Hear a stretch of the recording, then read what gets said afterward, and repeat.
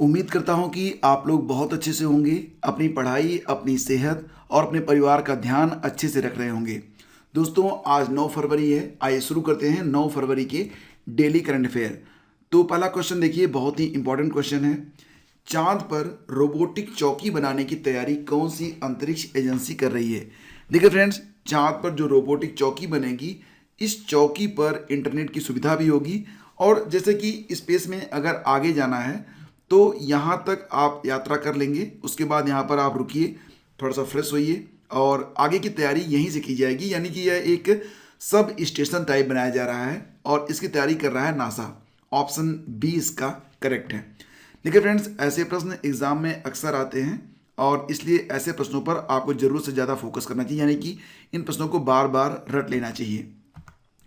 अमेरिकी startup quantum space नाम की यह कंपनी चांद के पास एक रोबोटिक चौकी बनाने की योजना पर काम कर रही है।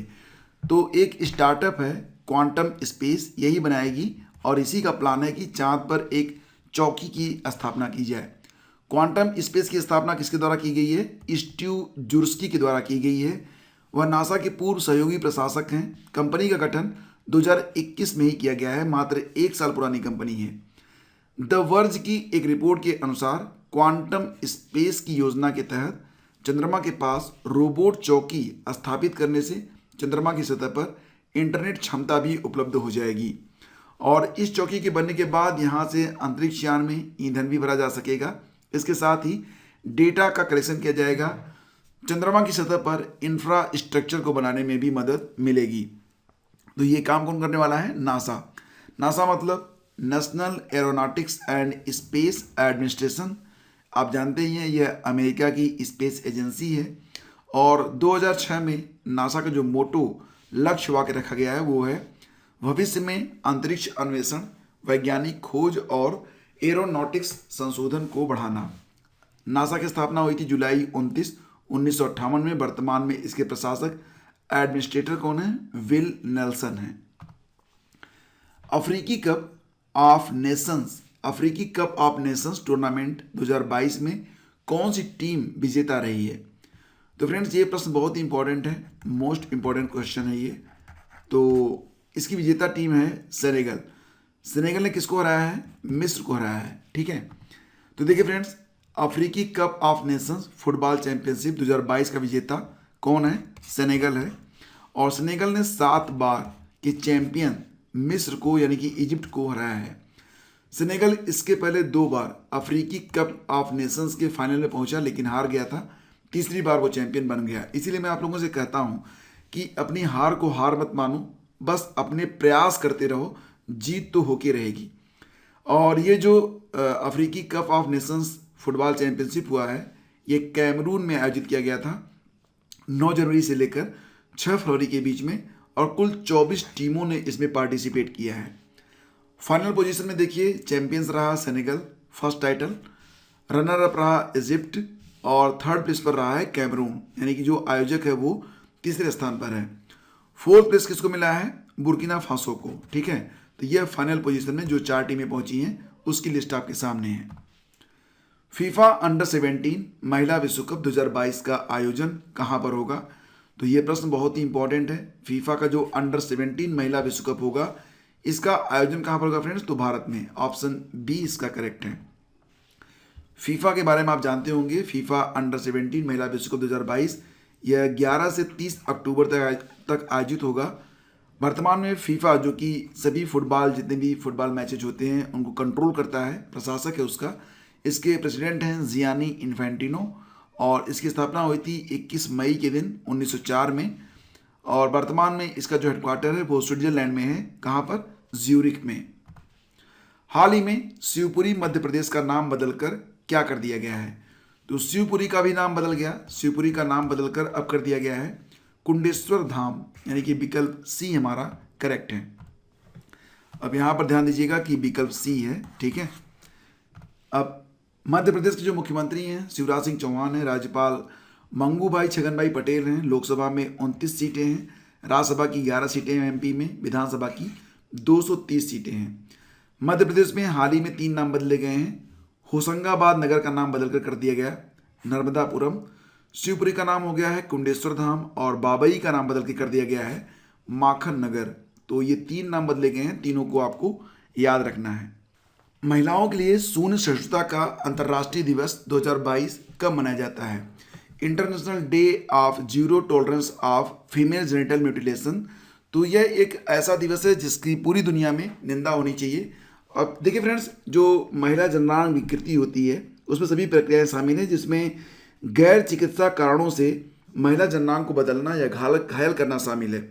इसमें क्या होता है कि महिलाओं के जो जननांग होते हैं उसमें मतलब कुछ धार्मिक मान्यताओं के अंतर्गत इस प्रकार से उसमें बदलाव किए जाते हैं, काट पीट दिया जाता है कि जो महिला होती है वो ताउम्र जो है अत्यधिक रक्तस्राव, गंभीर दर्द, सदमा, संक्रमण, यूरिन पासिंग में कठिनाई जैसी अल्पकालिक जटिलताओं का वो सामना करती है। तो यह एक निश्चित रूप से ऐसा दिवस है जिसका पूरी दुनिया में विरोध होना चाहिए और इसी के लिए संयुक्त राष्ट्र ने प्रतिवर्ष 6 फरवरी को international day of zero tolerance for female genital mutilation के रूप में घोषित किया है। तो ये प्रश्न कई बार एग्जाम में आता है और कई बार लोग पूछते हैं, जानना चाहते हैं कि आखिर ये दिवस होता क्या है। तो मैंने थोड़ा सा आपको समझाने का यहाँ पर प्रयास किया है। महिला जननांग विकृति के लिए शून्य सहिष्णुता का अंतर्राष्ट्रीय दिवस संयुक्त राष्ट्र के द्वारा 6 फरवरी को घोषित किया गया है। इस वर्ष की थीम है not time for global inaction, unite fund and act to end female genital mutilation. अधिक जानकारी आप इंटरनेट पर पा जाएंगे, यूट्यूब पर एक बार सर्च कर लेना, आपको सारी जानकारियाँ मिल जाएंगी। फोर्ब्स की रिपोर्ट के अनुसार एशिया के सबसे अमीर व्यक्ति कौन बने हैं? तो फ्रेंड्स ये बन गए हैं गौतम अडानी। ठीक है, तो ऑप्शन बी इसका करेक्ट है, गौतम अडानी। फोर्ब्स के रियल टाइम बिलियनियर इंडेक्स के अनुसार, देखिए ये जो इंडेक्स है ये ऊपर नीचे होता रहता है, तो फोर्ब्स की जो रियल टाइम बिलियनियर इंडेक्स है उसके मुताबिक अडानी समूह के चेयरमैन गौतम अडानी एशिया के सबसे अमीर व्यक्ति बन गए हैं।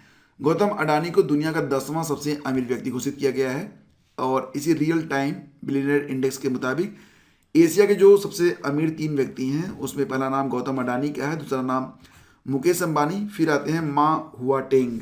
ठीक है, गौतम अडानी, अडानी ग्रुप, इसकी नेट वर्थ कितनी है? 90.1 बिलियन डॉलर।